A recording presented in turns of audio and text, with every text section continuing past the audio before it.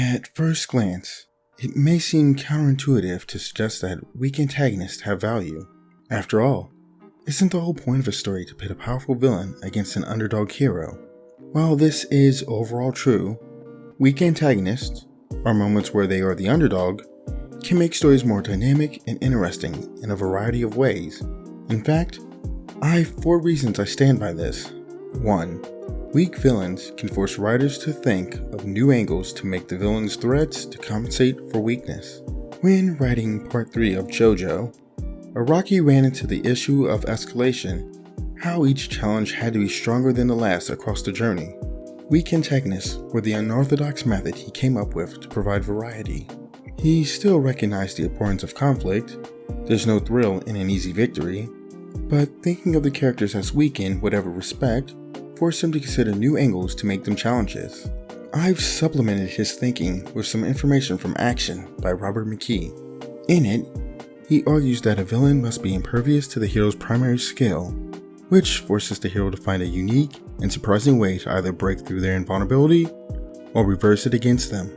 As for how you can create a variety of threats beyond conventional physical strength, he recommends social invulnerability and psychological invulnerability. So, for example, JoJo Part 3's breakout villain Daniel J. Dorbay was conceptualized as a weak antagonist, someone any of the Stardust Crusaders could physically destroy in a second since he isn't a fighter. His stand ability cannot even activate unless he defeats the opponent in a gamble. This forced Araki to think of a new angle to make him a threat. In Darby's case, he made him a psychological threat by first making him someone the crew couldn't just destroy, because doing so would kill the souls he held hostage. Second, his abilities with his mind and psychological skills pushes the heroes to the edge. He comes one call away from defeating every single one of them. Another good example is the iconic Superman Lex Luthor setup. We all know that Superman could crush Lex Luthor in seconds if he truly wanted to. Lex compensates for his physical weakness against Superman through social invulnerability, such as the time he became President of the United States. With this in mind, we can create villains who are weak and come up with ways to compensate for said weakness. 2. Weakness can put pressure on villains, which can make them more menacing. Let's review the difference between characterization and true character. Characterization is all of the observable qualities of a human being. It's all the surface stuff anybody can pick up or learn about somebody. It's the first layer of a character's whole, but it isn't what lies at the root. The true character is what individuals reveal when under pressure. The more pressure, the truer the choice of a character's essential nature. And what does a villain reveal when the pressure is on them? Narcissism. Villains sacrifice others for themselves. Villainy involves the use of violence without hesitation because of an indifference to the humanity of their victims. This isn't to say pursuing one's own self-interest is villainous. Self-interest and selfishness are not the same thing. Selfishness is short-sighted and biased in favor of the villain's preferences alone, to the point that they'll violate the negative rights of others to alter conditions to suit their preferences. Selfishness is when someone wishes to benefit at the expense of others. Good example, in my favorite K-drama of all time, Monster, there is a love triangle between the leads Kan Ki-tan, Hoi Si-yeon, and Do Gun-woo. Ki-tan and Soo-yeon love one another, making Gun-woo the underdog. Gun-woo having feelings for Soo-yeon, despite her not reciprocating, doesn't make him a villain. People can't control who sparks what in them. Gun-woo's rivalry with and dislike of Ki-tan, likewise, doesn't make him a villain. People are entitled to their feelings, positive or negative. What makes him a villain are moments when he chooses to disregard the humanity of others for his own desires, like framing Ki-tan for murder and later gaslighting Soo-yeon. Now, as I said at the beginning, this can make a character more menacing, not just menacing. So, how is this the case? Let's turn our attention to the formula for menace. Menacing villains, aka villains you love to hate, are created by combining magnetism, repulsion, and mystery. Weakness can help us create moments of adversity. Moments of adversity reveal who the character is when they're no longer comfortable. It reveals what their relationship with the humanity of others is when respecting their negative rights is inconvenient, and that is repulsive. At least, it is when they go the route of narcissism. Before we hit number 3, I just want to ask you to like the video if it has provided you value so far. Liking helps the channel, which can help me in the long term. And helping me makes it easy for me to do more to help you with valuable videos. It's a win-win. Don't you just love enlightened self-interest? I know I do. I also love the third reason I believe that weak villains have value. In fact, it's my favorite of the options I'm sharing. Weakness can create more credible villains in the long term. I've found that exploring villains in moments of weakness can make them far more credible threats.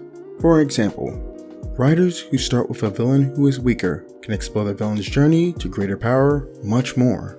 In these cases, you get to have some of the benefits of a hero, having them as the underdog against a greater foe, and show how they amass power or skills, which they'll later use when facing the hero. This can help build anticipation and suspense, as the audience realizes what a character is capable of, and encouraged to wonder how the hero might overcome this in the long term. An example of this I'd like to highlight is Tomura Shigaraki from My Hero Academia. When first introduced, he's a brat who throws temper tantrums and held back from doing anything stupid. After his first failure, he drops this and progressively learns what he must do to become a stronger threat with each arc. He slowly amasses allies and some resources, though he's still not the top threat he wishes to be. This eventually results in the Meta Liberation Army arc, where an evil versus evil showdown occurs between two villain factions. One thing that makes the writing thrilling is the fact that the villains are in the protagonist role, so they must be written like they are underdogs, and they experience the same growth and power-up that hero characters often do. This, in turn, makes them a more credible threat after the arc is over, as the audience knows in greater detail what they're capable of and why. If you wish to use this, consider writing parallel plotlines. In the parallel, we get simultaneous multi-plot stories that intersect the plot at key points. Of course, knowledge of how to juggle multiple POV characters is useful when using this type of story, but that's a much bigger topic for another video. There's something I can share now though that is relevant to the lesson, which connects well to reason number 4. Weak antagonists can reveal different aspects of the characters and story. Here's something I often find many lose sight of, or aren't conscious of. Not every character is meant to be the lead. In fact, there's a whole pyramid of importance.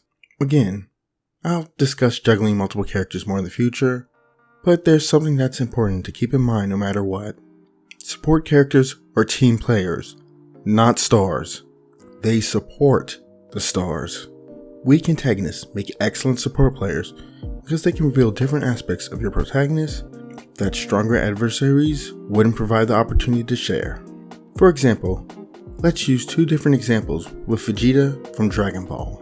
Before Vegeta mellowed, he often toyed with villains weaker than him while going on complete power trips. This helped characterize them against foes like Android 19 and Semi-Perfect Cell. After he mellows, we can see how he treats adversaries weaker than him who he respects, such as Cabba, who, while not a villain, is an antagonist. In his case, Vegeta treats him like a stealth mentor, pushing Cabba to grow and giving advice after their showdown. The ability to reveal more about lead characters can work with other villains as well. How a stronger villain treats weaker villains can showcase why other villains are, well, terrible.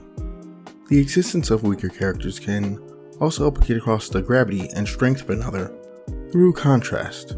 This gravity can be something that might not exist without the other weaker villain to compare against.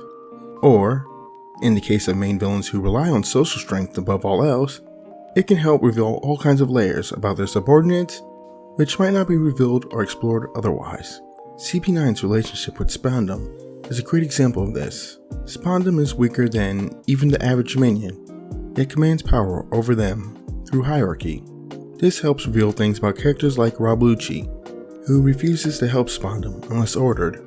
Also, when Spandam does finally go down, it results in an especially satisfying moment of catharsis. This satisfaction is a unique villain that weak villains who hide behind stronger enemies specifically provide. And speaking of going down, weaker villains are great for spectacle. After all, if the protagonists are superheroes or action heroes, you're going to need some characters to overcome with ease to establish their own credibility. You need weaker villains around for this. Doubly so if you wish to create a comedic tone, like One Punch Man, where the punchline relies on the fact that said antagonists aren't as strong as the hero. What are some ideas you have for how weaker villains can help stories? Is there any example you'd like to highlight? I'd love to hear about it in the comments.